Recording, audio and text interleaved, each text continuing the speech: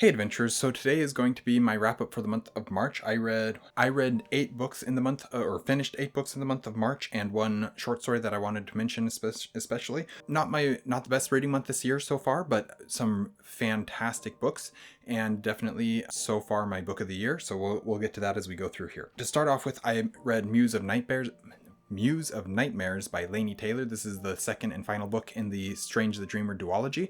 So I read this one as a way of wrapping up the series. I'm glad that I read it. I'm glad that I wrapped up the series. There's a lot of cool things about this series, a lot of things that I really like, and a lot of things that I really don't. It's got a lot more adult content in it than I care to read, and because of that, my enjoyment went down drastically. Also, the writing style, it's not written for me as a reader. I'm not the target audience for this one, and so with those two things, my enjoyment definitely went down. But at the same time, there's some really cool story elements, and exploring the world and the magic of this world, I had a lot of fun with that. And so there's definitely some cool things about the series and about the books, but it's not my favorite series of all time. Next, I read Fourscored by Andrew D. Meredith. This is the second book in his Needle and Leaf trilogy.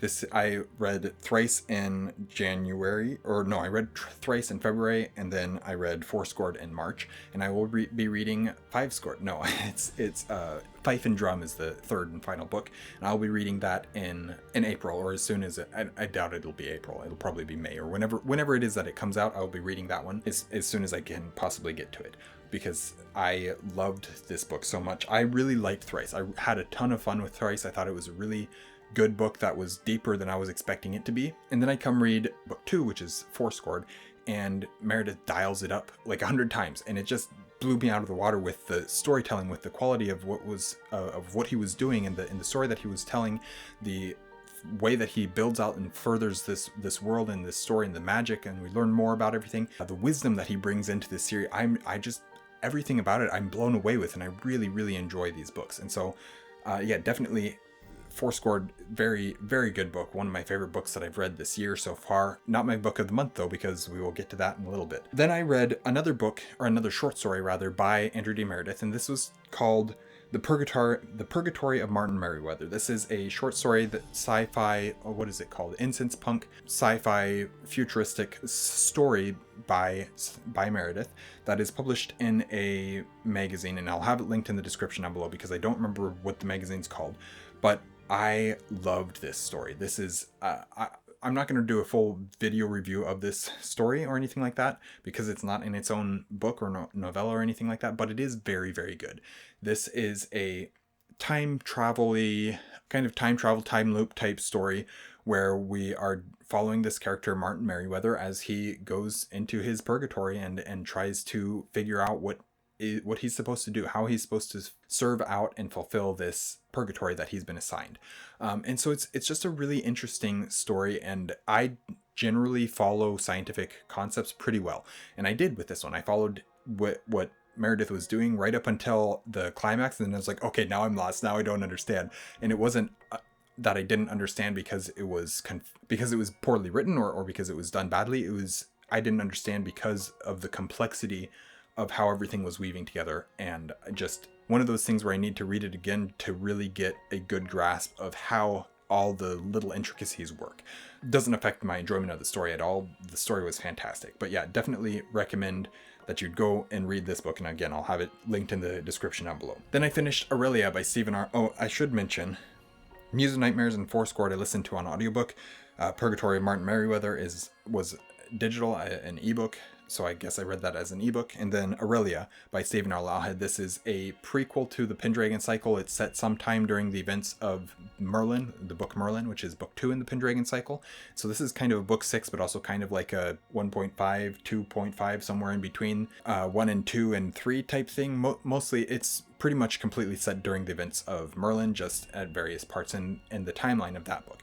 Anyways, Aurelia is a first off, it's Arthuriana, and it's Stephen R. Lawhead's Pendragon cycle, and so those two things I really loved, and I really loved getting back to it, and I did read it on ebook. I want to thank Samwise for that as well, because he was the one who made sure that I got that ebook to read, and so I wanted to just shout him out for that. I love this book. I love the story that we're dealing with here. I've already written my review for it. It's going to be a while before we get to see that review, but I've already written it, and I'm very pleased by what I was reading with that book. It felt so good to be back in the Pendragon Cycle series and everything, especially with the TV series going on at the same time. I was watching that and I was reading Aurelia and thinking back to my time binging the entire series and everything, and it was just a great time reading the book as well. But the story also is very good. It's a very intimate story. It's about Aurelia, not who is the mother of Uther and Aurelius, and seeing that story and the way that her character is developed and the story that she goes through, the trials that she deals with as their mother, but also as the character that she is, it was a very good story, and it was a very intimate story in a lot of ways, and I really appreciated seeing it, and I really had a good time with that one as well. But again, not my book of the month, because my book of the month is this next one, which was Empire of Silence by Christopher Rocchio. This is the first book in his Sun Eater series. Saga, I think is what it is, the Sun Eater saga. I loved this book. This book works absolutely perfect for me. This is exactly the type of book that I am looking for, exactly the type of story that I tend to really, really love. I've already written my, have written my review for all of these books already, with the exception of one of them. Yeah, the next one that I read, I haven't written my full review of yet. But I have, one of the things that we were doing was in the Keymark, is that right? The Keymark Discord, there was an attempt to write reviews for every book that you read in the month, and so I was trying to keep up with that, which is why we have all my reviews written already for all these books, which is great. I'm super happy that that's the case. But Empire of Silence, so I already have my review written, so I might prioritize it, or I might save it until I've read the entirety of Sun Eater and then just release all the video. I don't know what I'm going to do yet with this, but it doesn't really matter what my plans are for releasing review videos. The thing that is important for this video right here is that I adored this book. This book is exactly what I love reading.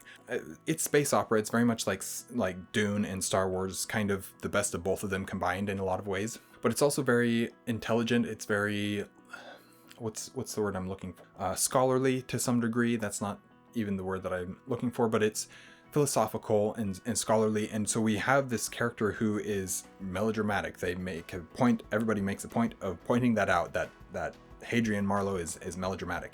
And it doesn't bother me at all. It's great. The character, the way that he thinks, the way that he approaches things and makes decisions, his youth and lack of understanding because of how young and privileged of a lifestyle he has grown up with, and just there's a lot of things that he goes through and he deals with, but his approach to them, his mindset to them, his character throughout it is something that I enjoy and appreciate reading. It reminds me in a lot of ways, and I'll mention this in my review as well, it reminds me a lot of ways of The Walking Drum by Louis L'Amour, and the way that the character Kerbichard in that book acts and thinks. And so because of that, I instantly made that connection, which The Walking Drum was my book of the year last year, my favorite book that I read in 2025. And so making those connections, it just made me enjoy Empire of Silence all the more.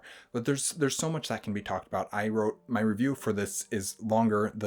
What's written on the page is longer than any of my other reviews, longer by half, or even maybe 2 times as the length of some of my other reviews. So it's a long review, but I love the book. It's a fantastic book, and as of right now, it's my book of the year.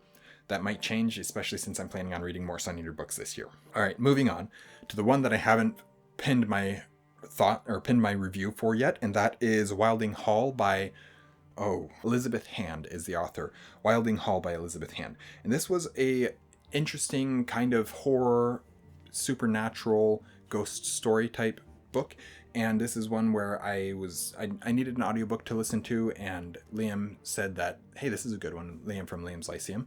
He said, you should pick this one up. And so I went and found it and listened to it. And there's a lot of things I don't care about it, a lot more language and adult content than I care for, mostly language in this one. And so that took my enjoyment down. But at the same time, it was something so different than what I'd been reading. And it's a book about a band that goes off on a retreat, and it's written in an epistolary format, so we're seeing entries from all the various characters looking back at their time on this retreat and the things that were going on, the kind of mystery, but more of the horror and the supernatural elements that were happening at the same time. And it was very fascinating, very atmospheric. I definitely immersed myself in the story as it was being told, and I really enjoyed listening to it in my time with the book. And I'm glad that I read it, because it was definitely a change from the other things that I've been reading. So good.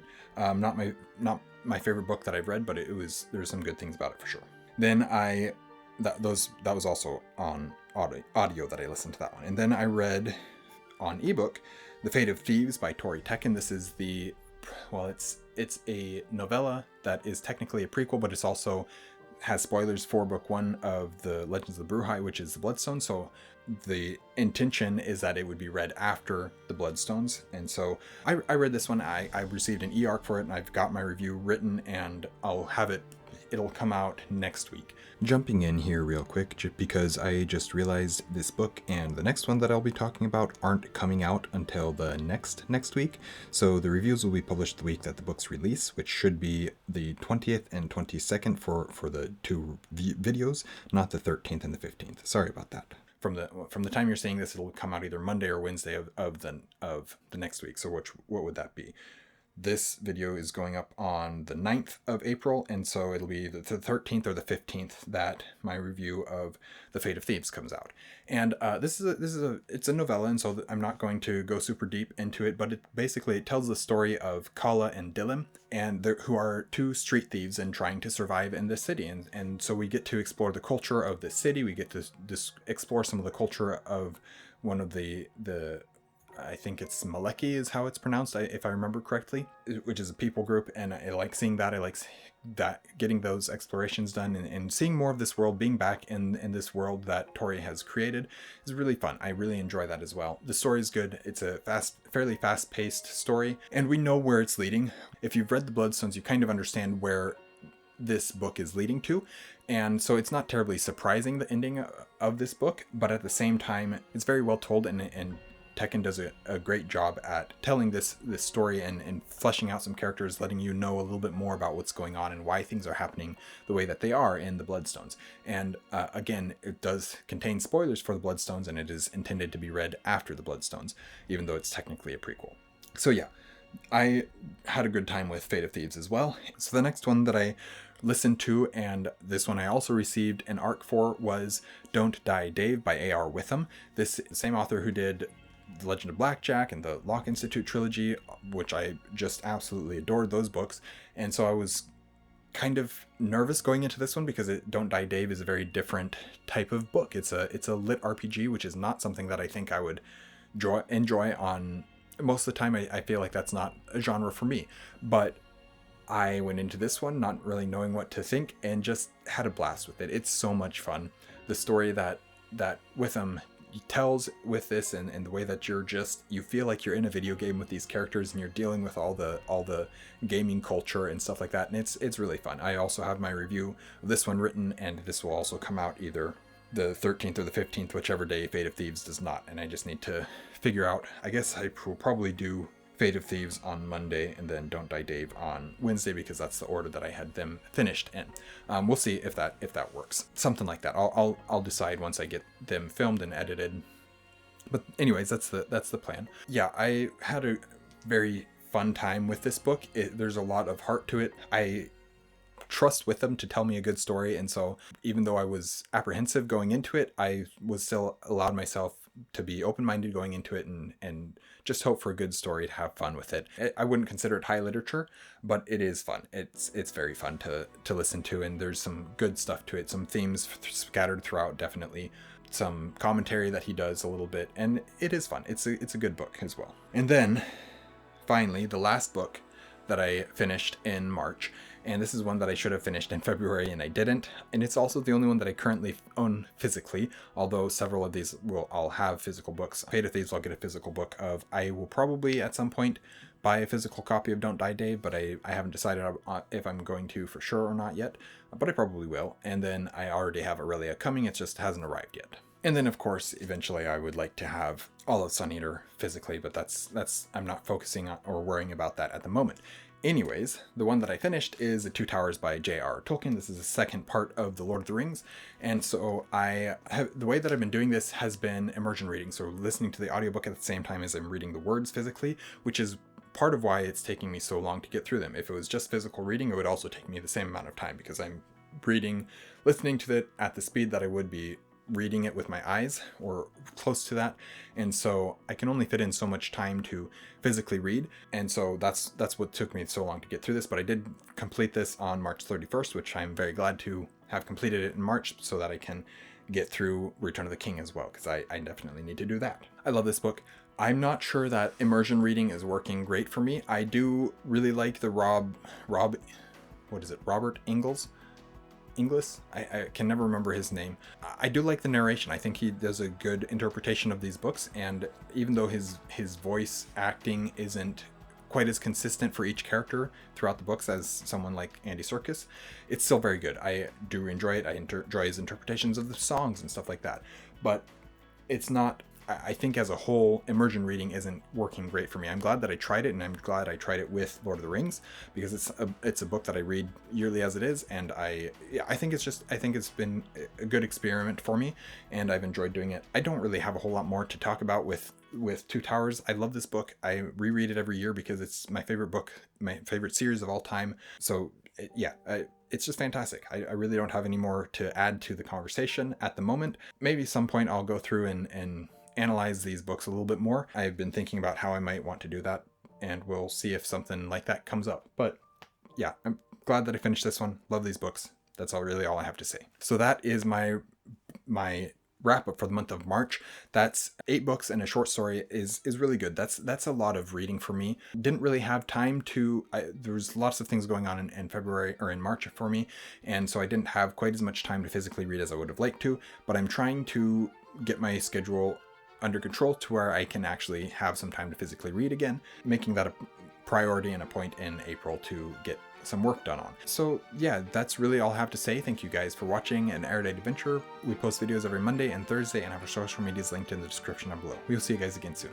Stay warm.